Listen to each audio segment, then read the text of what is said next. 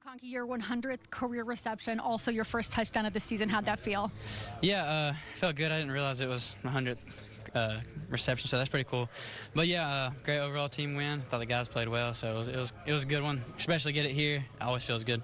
Over 100 yards receiving today. Do you remember the last time you did that? It's your second career game with over 100 yards. Probably my freshman year against Auburn. I think that was the only time I've done it other than that. So that's correct. Carson Beck today back at home. It's a homecoming for him. He played here when I think he was 11 years old. Yeah. Could you tell how much this meant to him today? Oh my gosh, it meant the world to him. He's been fired up. I mean, he says it all week. He's been waiting 4 years to play in this game. So there's so much emotions for him, and for him to go out there and stay composed and lead us and play the way he did, I'm super proud of him. Was it weird not having Brock Bowers out there with you? Yeah, definitely. I mean, he's always on the field. So, but he was right there with us, supporting us, jumping up and down as much as he could. So, yeah, I'm super excited for him to get back with us and stuff, and he's rehabbing as hard as he can, so I know he's going to do everything he can. Even though he's not playing, how much leadership can you gather from him from the sideline? Yeah, no doubt. Like I said, he's right there. I mean, especially with Oscar and Lawson, talking to those tight ends, just letting him know what he sees. So he does an awesome job with that. He's been around us since he's got hurt. He's out there just doing everything he can. So, Carson, would you say today's a full circle moment for you?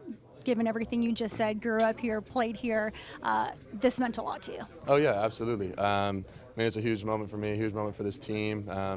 Just to come into a rivalry game like this, much anticipated from not only me but everybody, and get that type of win and execute at a high level, that's huge for us. The ball out quite a lot. A lot of people were wondering how you guys would respond without Brock Bowers. Would you say you guys responded pretty well? Yeah, I mean, we've got so many guys that can make plays. And when our offensive line is playing the way that they do and we can comfortably hand the ball off and run it, it opens up the pass game, opens up so many different things that we can do and just, continue to execute. Nice pressure from the defense today. You guys had 4 sacks alone in that first half, entered the game with 12. What was the game plan on that? Rattle the quarterback. The guy was completing 76% of his passes, so anytime a quarterback is that efficient, you got to get him off the pocket, you got to make him move his feet, rattle him in the pocket, so I feel like that's what the guys up front did, and they did a tremendous job, man. They make the secondary's job pretty easy.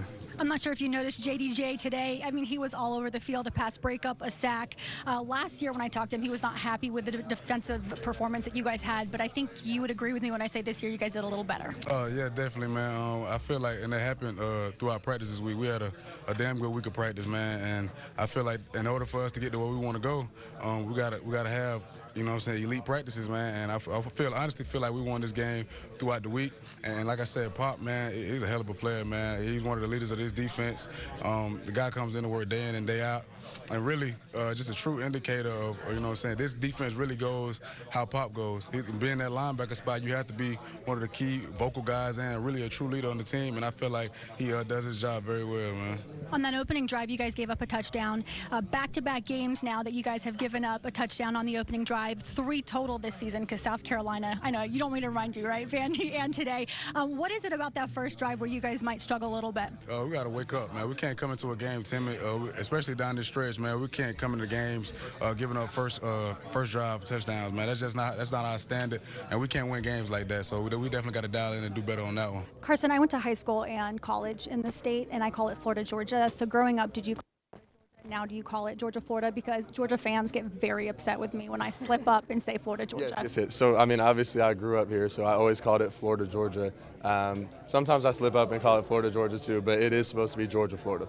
Thanks for the clarification. To clarify.